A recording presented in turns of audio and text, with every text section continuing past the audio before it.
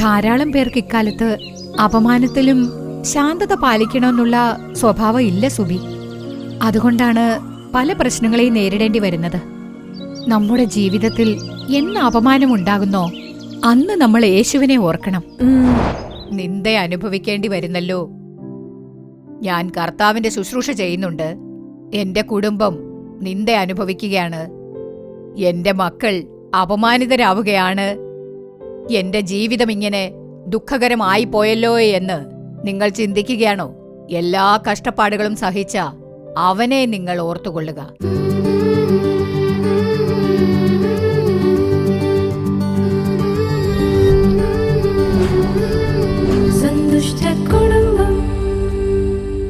പ്രിയപ്പെട്ട ദൈവമക്കൾക്ക് സ്നേഹാശംസകൾ.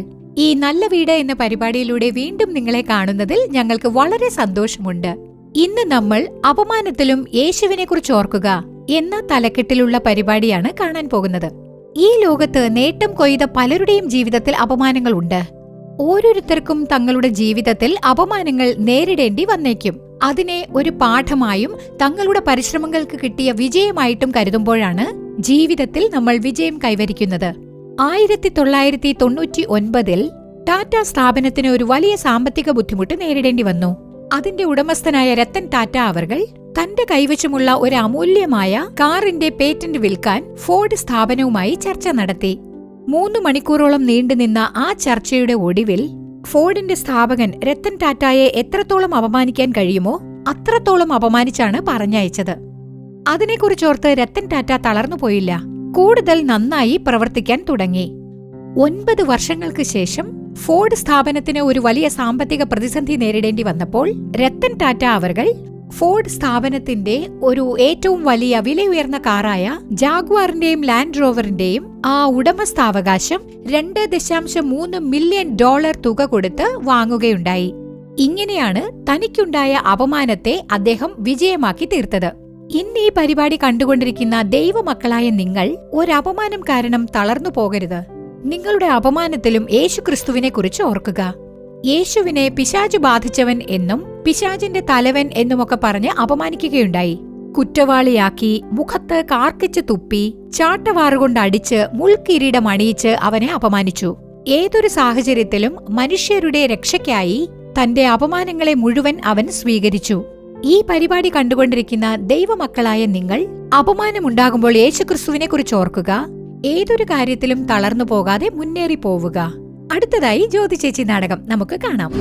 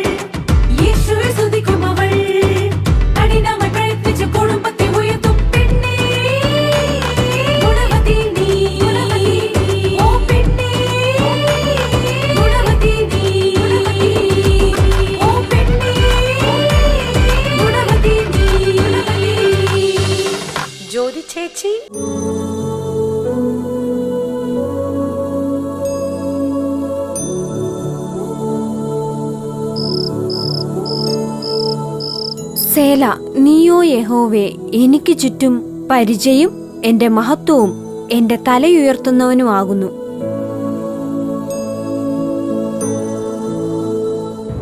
എടി, നിനക്കൊട്ടും വിവരമില്ലേ? എന്തിനമ്മ ഇങ്ങനെയൊക്കെ ദേഷ്യപ്പെടുന്നേ? നീയല്ലേ എന്നെ തേടി വന്നത്? പറഞ്ഞതൊക്കെ തെറ്റാന്നും പറഞ്ഞ് ക്ഷമ ചോദിച്ചില്ലേ? അതെ അമ്മേ. ഞാനാണോ നിന്നെ വിളിച്ചത്? അല്ലല്ലോ, നീയായിട്ടല്ലേ വന്നത്. അപ്പൊ അങ്ങനെ പോവേണ്ടതല്ലേ? അതിന് ഞാൻ എന്ത് ചെയ്ത്? ആ പിന്നെ, നിനക്കൊന്നും അറിയില്ലല്ലോ. എന്താ അമ്മ ഇത്? അമ്മ പറയുന്നൊന്നും എനിക്ക് മനസ്സിലാവുന്നില്ല. നിനക്കൊന്നും മനസ്സിലാവില്ല. എന്തൊരു അഭിനയാടി. എന്റെ മോന്റെ അടുത്ത് ആവശ്യമില്ലാത്തൊക്കെ പറഞ്ഞു കൊടുത്തില്ലേ? അവനെ കൊണ്ട് ഫോൺ ചെയ്യിപ്പിച്ച് എന്നെ വഴക്ക് പറയിപ്പിച്ചില്ലേ? ഞാനോ? പിന്നെ ഞാനാണോ? അമ്മേ, സുഖമായിട്ടിരിക്കുന്നു. ഞങ്ങള് സുഖമായിട്ടിരിക്കുന്നു. ചേച്ചിക്ക് എങ്ങനെയുണ്ട്? സുഖമായിട്ടിരിക്കുന്നു. നിനക്ക് സുഖാണോ? ഞാൻ സുഖമായിട്ടിരിക്കുന്നു. എന്താ മോനെ പെട്ടെന്ന് ഫോൺ വിളിച്ചത്? അമ്മേ, സുബി അവിടെ എങ്ങനെ വന്നായിരുന്നോ? അമ്മേ, ഞാൻ അമ്മയോടെ ചോദിച്ചത് സുബിയെ കണ്ടായിരുന്നോ?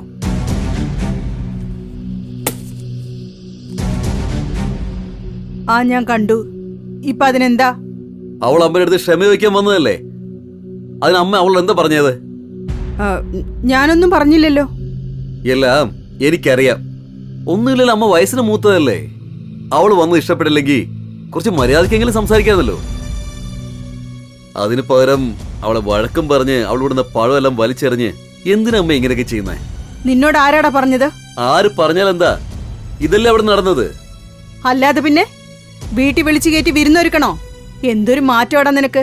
പണ്ടൊന്നും നീ ഇങ്ങനെ സംസാരിക്കില്ലായിരുന്നു. പക്ഷെ ഇന്ന് അമ്മയെ വേദനിപ്പിക്കുന്ന പോലെ നീ സംസാരിക്കൂ. അമ്മ കാണിച്ചോന്ന് പിന്നെ അങ്ങനെ അല്ലല്ലോ. ഇതിനൊക്കെ എന്നെ പറഞ്ഞാ മതി. അമ്മയോട് പോയി സംസാരിക്കുന്ന പറഞ്ഞ് ഞാനല്ലേ പറഞ്ഞു വിട്ടത് അവളെ. മതിയായി മോനെ. നിന്റെ ഭാര്യയുടെ വായിരിക്കുന്നത് കേട്ടാ മാത്രം പോരല്ലോ, ഇന്ന് നിന്റെ വായിരിക്കുന്നതും കേൾക്കേണ്ടി വന്നല്ലോ. എന്തിനാണ് അമ്മ ആവശ്യമില്ലാത്ത കാര്യങ്ങളൊക്കെ സംസാരിക്കുന്നത്? അതെ മോനെ, ഇനി ഞങ്ങളുടെ ആവശ്യം നിനക്കില്ലല്ലോ. നീ വെച്ചിട്ട് പോ.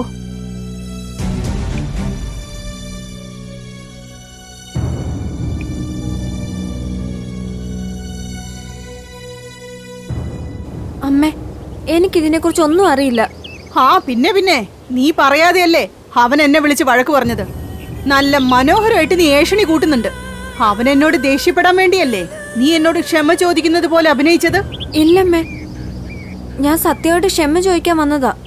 സത്യമാണെങ്കിൽ പിന്നെ നീ എന്തിനാടി അവനോട് പറഞ്ഞത്? അമ്മേ, ഞാൻ പറഞ്ഞിട്ടേ ഇല്ല. കള്ളം പറയരുത്. വാ തുറന്ന കള്ളം മാത്രമേ പറയൂ. ഞാൻ എന്തിനാ കള്ളം പറയുന്നേ? അമ്മയ്ക്ക് വേണേ വിശ്വസിക്കേ. ഞാൻ വിശ്വസിക്കില്ലല്ലോ. അമ്മ വിശ്വസിക്കണമെന്ന് ആവശ്യമില്ല എനിക്ക്. ഈ അഹങ്കാരത്തിനൊന്നും ഒരു കുറവുമില്ല. അമ്മേ, ഞാൻ അമ്മയോട് തർക്കിക്കാൻ വേണ്ടി വന്നതല്ല. ഞാൻ ഇവിടുന്ന് പോവാം. ചെയ്യേണ്ടതൊക്കെ ചെയ്തിട്ട് എന്തൊരു അഭിനയം ഒന്ന് കണ്ടില്ലേ?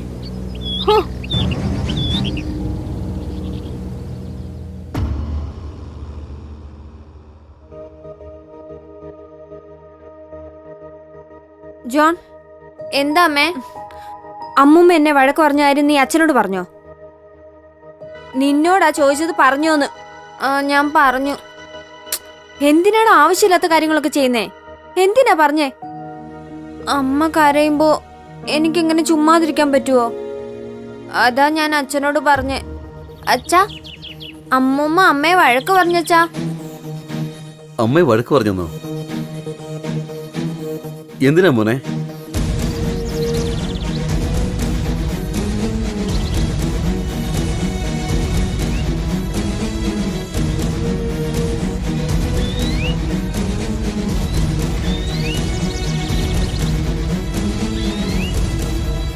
ശരി, പോട്ടെ, ഞാൻ നോക്കിക്കോളാം. ശരി, ഞാൻ വെക്കോ അച്ഛാ? ശരി. ഞാൻ ചെയ്തത് തെറ്റാണോ അമ്മേ? അല്ല മോനെ. നടന്നതൊക്കെ ഞാൻ അറിഞ്ഞു സുബി. നീ ചെയ്തത് വളരെ നല്ല കാര്യമാ. നിന്റെ അമ്മായിയമ്മയോട് പോയി ക്ഷമ ചോദിച്ചില്ലേ? അത് നല്ല കാര്യം തന്നെയാ. അവര് നിന്നെ ചീത്ത പറഞ്ഞിട്ടും അപമാനിച്ചിട്ടും നീ ശാന്തത പാലിച്ചില്ലേ? അത് അതിനേക്കാളും വളരെ നല്ല കാര്യമാ. ഈയിടെയായിട്ട് നിന്റെ അടുത്ത് ധാരാളം നല്ല സ്വഭാവങ്ങൾ കാണുന്നുണ്ട്. ഇതൊക്കെ കാണുമ്പോ മനസ്സിന് വളരെ സന്തോഷം തോന്നുന്നു. കാരണം ഇന്ന് പലരുടെയും ജീവിതത്തിൽ അപമാനത്തിലും ശാന്തത പാലിക്കണമെന്നുള്ള സ്വഭാവം ഇല്ല സുബി. അതുകൊണ്ടാണ് പല പ്രശ്നങ്ങളും നേരിടേണ്ടി വരുന്നത്. ഞാൻ സമാധാനത്തോടെ ആലോചിച്ച് പ്രശ്നങ്ങളൊക്കെ തീർക്കാൻ നോക്കാം. എന്താ സുബി പറയുന്നത്? അതെ ചേച്ചി, അമ്മ എന്നെ വഴക്ക് പറഞ്ഞ കാര്യം ജോൺ അവന്റെ അച്ഛനെ വിളിച്ചു പറഞ്ഞു. അദ്ദേഹം ഫോൺ വിളിച്ച് അവർ അമ്മയെ നന്നായി വഴക്ക് പറഞ്ഞു. അത് ഞാനാ പറഞ്ഞു കൊടുത്തേന്നും പറഞ്ഞ് എല്ലാവരുടെയും മുന്നിൽ വെച്ച് അമ്മ എന്നെ വഴക്ക് പറഞ്ഞു. അതുകൊണ്ട് എനിക്ക് മനസ്സിനൊരു സന്തോഷവും ഇല്ല. ഞാൻ എന്തൊക്കെ പറഞ്ഞാലും വീണ്ടും അമ്മ എന്നെ അവമാനിച്ചോണ്ടിരിക്കുക ചേച്ചി. നിന്റെ അവസ്ഥ എനിക്ക് മനസ്സിലാകുന്നുണ്ട് സുബി. ഞാൻ എന്താ പറയുന്നതെന്ന് വെച്ചാ, നിനക്ക് അപമാനം ഉണ്ടായപ്പോ നിന്റെ മാനസികാവസ്ഥ എന്തായിരുന്നിരിക്കും? അതുപോലെ തന്നെയാ നിനക്ക് വേണ്ടി യേശു അപമാനങ്ങൾ ഏറ്റുവാങ്ങിയത്. അപ്പോ യേശുവിന്റെ മാനസികാവസ്ഥ എന്തായിരുന്നിരിക്കും? എബ്രായർ 12:2 യേശു അപമാനം അലക്ഷ്യമാക്കി ക്രൂശിനെ സഹിച്ചു എന്ന് ബൈബിളിലുണ്ട്. യെശയ്യാവ് 50:6 എന്റെ മുഖം നിന്ദയ്ക്കും തുപ്പലിനും മറച്ചിട്ടില്ലെന്ന് കർത്താവ് പറയുന്നു. നമ്മുടെ ജീവിതത്തിൽ എപ്പോഴും അപമാനമുണ്ടായാലും അപ്പോൾ യേശുവിനെ കുറിച്ച് ഓർക്കണം. ദേ നോക്ക്, നീ പോലും തെറ്റ് ചെയ്തിട്ടുണ്ട്, പക്ഷെ യേശു ഒരു തെറ്റുപോലും ചെയ്തിട്ടില്ല. എങ്കിലും അവൻ അപമാനിതനായിട്ടില്ലേ? കുറ്റം ചെയ്തിട്ട് ചില സമയത്ത് അപമാനിതരായി പോകുന്ന നമ്മുടെ മനസ്സ് തന്നെ ഇങ്ങനെ വേദനിക്കുകയാണെങ്കിൽ, ഒരു കുറ്റം പോലും ചെയ്യാത്ത നമുക്ക് വേണ്ടി അപമാനങ്ങൾ ഏറ്റുവാങ്ങിയ യേശുവിന്റെ മനസ്സിനെ കുറിച്ച് നീയൊന്ന് ഓർത്തു നോക്ക്. എങ്ങനെയാണോ പിതാവ് യേശുവിന്റെ തല ഉയർത്തിയത്, അതുപോലെ നിന്റെ തലയും അവൻ ഉയർത്തും. സുബി, നീ വിഷമിക്കാതിരിക്കെ. നിന്റെ അമ്മായിയമ്മ തീർച്ചയായും നിന്നെ മനസ്സിലാക്കും.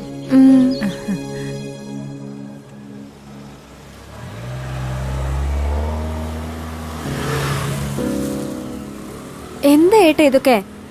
ചേട്ടനോട് ഞാനാ ഇതൊക്കെ പറഞ്ഞു തന്നേന്നാ അമ്മ പറയുന്നത്. ഈ പ്രശ്നത്തിനൊക്കെ കാരണം ഞാനാണെന്നാ പറയുന്നത്. പിന്നെ വേറെ എന്താ? നീ മാപ്പ് പറയാൻ പോയല്ലേ, അതിന് പകരം ഇങ്ങനെയൊക്കെ സംസാരിക്കാവോ? അതിന് ചേട്ടൻ അങ്ങനെയൊന്നും പറയാൻ പാടില്ലായിരുന്നു. ഞാൻ സംസാരിക്കുന്നത് പോലാണോ? എത്രയൊക്കെ ആയാലും ഞാൻ വേറൊരു കുടുംബത്തിൽ നിന്ന് വന്നതല്ലേ. പക്ഷെ നിങ്ങൾ അങ്ങനല്ല. നിങ്ങൾ എന്തെങ്കിലും വഴക്ക് പറഞ്ഞാൽ അമ്മയുടെ മനസ്സിനത് താങ്ങാൻ പറ്റില്ല. ദയവ് ചെയ്ത് അമ്മയെ ഫോൺ വിളിച്ച് ക്ഷമ ചോദിക്കണം. അമ്മയുടെ മനസ്സ് കഷ്ടപ്പെടാൻ പാടില്ല. എനിക്കിതൊക്കെ ശീലമായി. അമ്മ ഒരു പാവമല്ലേ. നിങ്ങൾ ഉടനെ തന്നെ സംസാരിക്കും.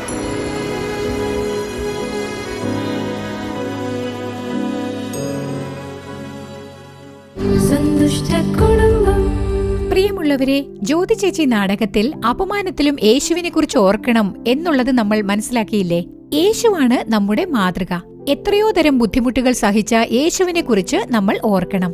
അപ്പോഴേ നമ്മുടെ അപമാനങ്ങളെല്ലാം വിജയത്തിന്റെ പടിക്കെട്ടുകളായി തീരൂ. ഇപ്പോൾ നിങ്ങളുടെ അനുഗ്രഹത്തിനായി ദൈവ സന്ദേശം നൽകി പ്രാർത്ഥിക്കുവാൻ സഹോദരി ജോയ്സ് ലാസറസ് അവர்கள் നമ്മളോടൊപ്പം ഉണ്ട്. പ്രാർത്ഥനയോടെ ദൈവ സന്ദേശം കേൾക്കുക. കർത്താവ് ഇന്ന് നിങ്ങളെ തീർച്ചയായും അനുഗ്രഹിക്കും.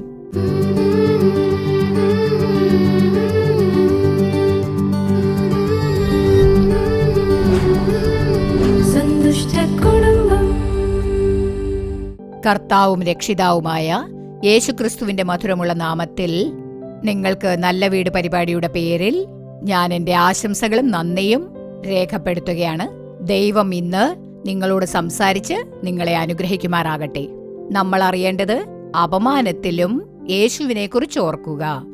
എന്റെ പ്രിയപ്പെട്ടവരെ, എബ്രായർ 12 അധ്യായത്തിലെ 3 വചനം നമ്മൾ നോക്കുകയാണെങ്കിൽ, നിങ്ങളുടെ ഉള്ളിൽ ക്ഷീണിച്ചു മടുക്കാതിരിപ്പാൻ പാപികളാൽ തനിക്ക് നേരിട്ട ഇങ്ങനെയുള്ള വിരോധം സഹിച്ചവനെ ധ്യാനിച്ചുകൊള്ളുവിൻ.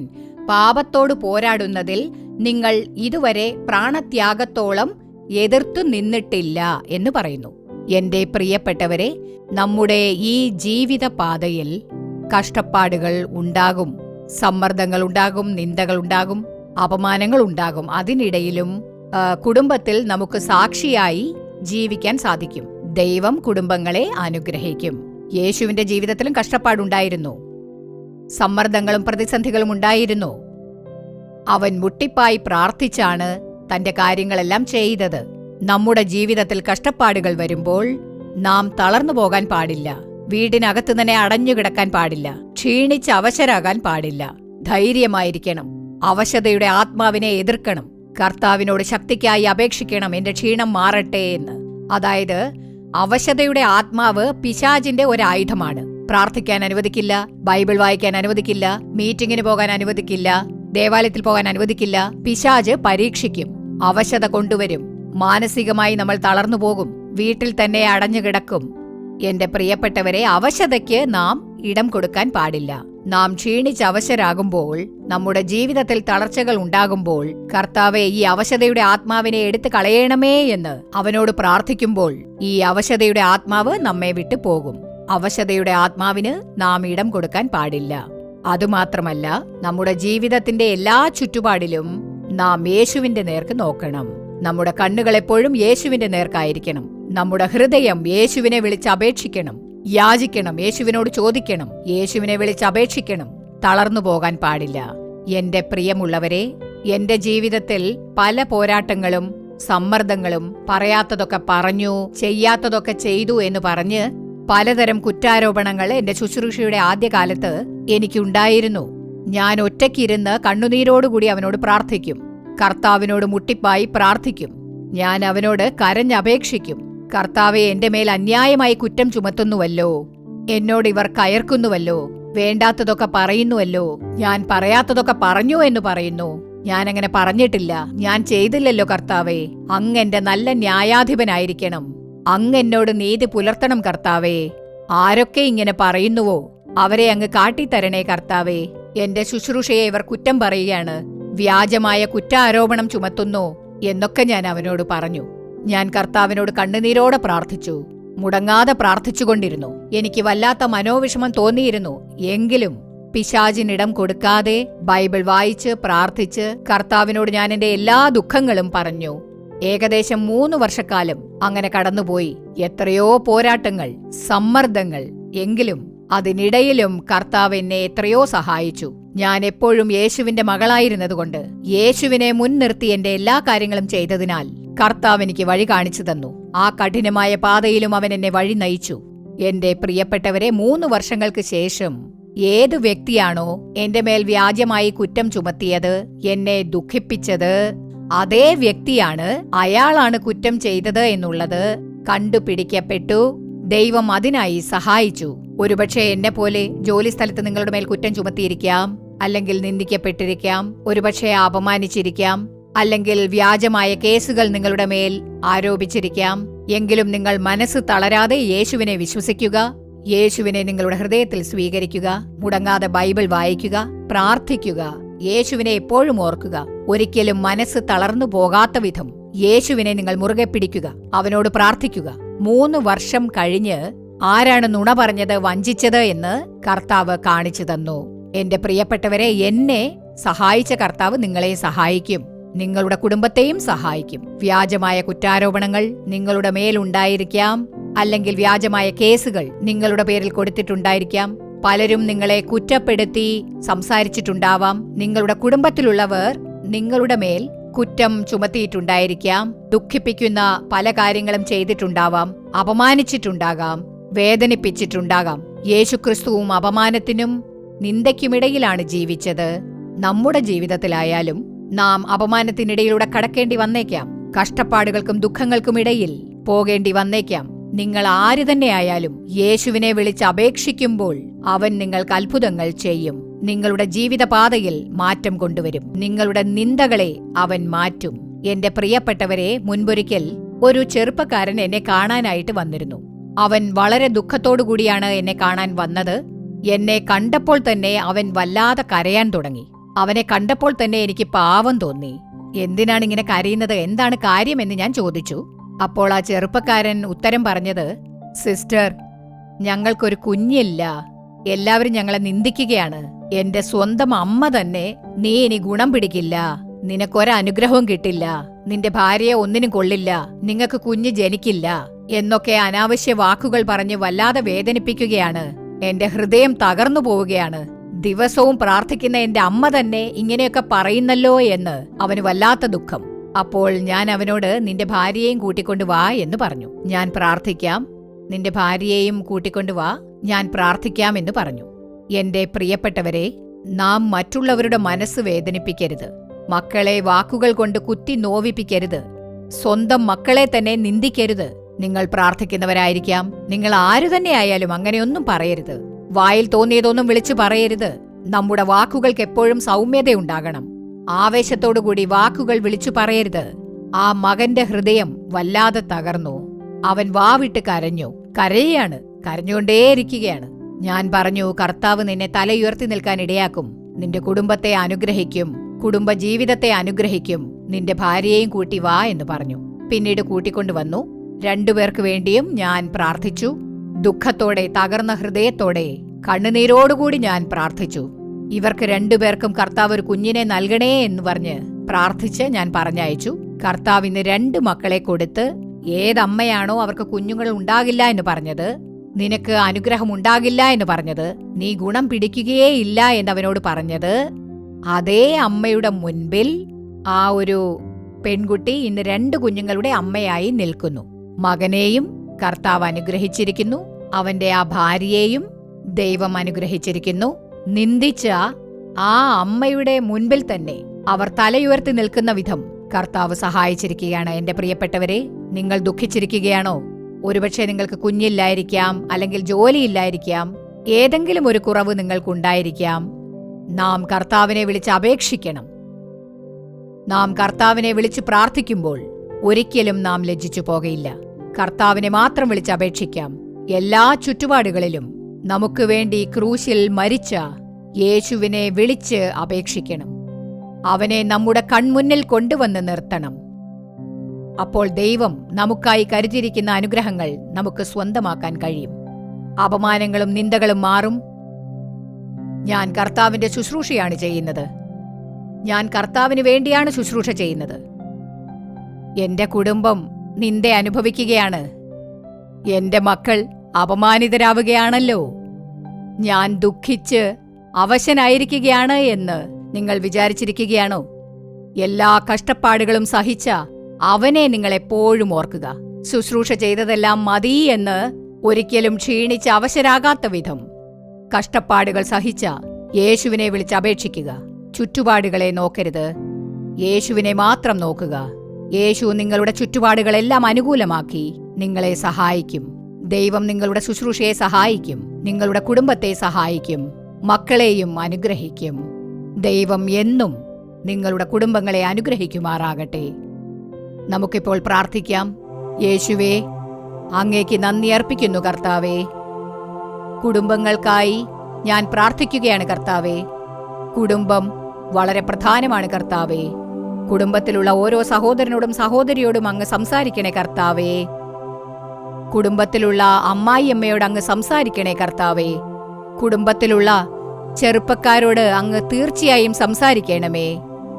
ജീവിതപാതയിൽ കഷ്ടപ്പാടുകൾ ഉണ്ടാകുമ്പോൾ, നിന്ദകൾ അനുഭവിക്കുമ്പോൾ, അസ്വസ്ഥതകൾ ഉണ്ടാകുമ്പോൾ, തടസ്സങ്ങൾ ഉണ്ടാകുമ്പോൾ കർത്താവെ, ഇവർ ഒരിക്കലും അവശരായി പോകാതെ അവശതയുടെ ആത്മാവിനെ ഇവരിൽ നിന്ന് എടുത്തു മാറ്റണമേ കർത്താവേ. അപമാനിതരായി നിൽക്കുന്ന മക്കളുടെ അപമാനങ്ങൾ മാറ്റണേ കർത്താവേ. സഹായിക്കണേ കർത്താവേ. കർത്താവെ, ദുഷ്ടനായ പിശാച് മക്കളെ ബൈബിൾ വായിക്കാൻ അനുവദിക്കാതെ, പ്രാർത്ഥിക്കാൻ അനുവദിക്കാതെ തടസ്സം നിൽക്കുകയാണ്. അവന്റെ ശക്തി നശിച്ചു പോകട്ടെ കർത്താവേ. കർത്താവെ, മാനസികമായി തളർന്നുപോയ ഇവരെ അങ്ങ് സഹായിക്കണമേ. തളർച്ചയുടെ ആത്മാവ് നശിക്കട്ടെ. യേശുവായ അങ്ങയോട് അപേക്ഷിക്കുവാൻ, അങ്ങയുടെ പാദങ്ങളിൽ അഭയം തേടാൻ, പ്രാർത്ഥിക്കാൻ അങ്ങ് കൃപ നൽകി ഇവരെ വഴി നയിക്കണമേ കർത്താവേ. എല്ലാ അപമാനങ്ങളും യേശുവിന്റെ നാമത്തിൽ വിട്ടൊഴിഞ്ഞു പോകട്ടെ. നിന്ദകളെല്ലാം മാറിപ്പോകട്ടെ കർത്താവേ. കഷ്ടപ്പാട് മാറട്ടെ കർത്താവേ. ജോലിയില്ലാത്ത മക്കൾക്ക് ജോലിക്കുള്ള വഴി തുറന്നു കൊടുക്കണമേ. ബിസിനസ് ചെയ്യുന്ന മക്കളുടെ ബിസിനസ്സിൽ നല്ലൊരു വഴി തുറന്നു കൊടുക്കണേ കർത്താവേ. കർത്താവേ, ഹന്നയെ പോലെ ഗർഭഫലമില്ലാത്തവർക്ക് അങ്ങ് ഗർഭഫലം നൽകി അനുഗ്രഹിക്കണേ കർത്താവേ. മക്കളുടെ നിന്ദകൾ അകറ്റണമേ. മക്കളുടെ ദുഃഖങ്ങൾ അകറ്റണമേ. സങ്കടങ്ങൾ അകറ്റണമേ. ഹന്നയ്ക്കൊരു ശമൂവേലിനെ നൽകി അനുഗ്രഹിച്ചതുപോലെ കർത്താവേ, ഈ മക്കളെയും അങ്ങ് അനുഗ്രഹിക്കണമേ.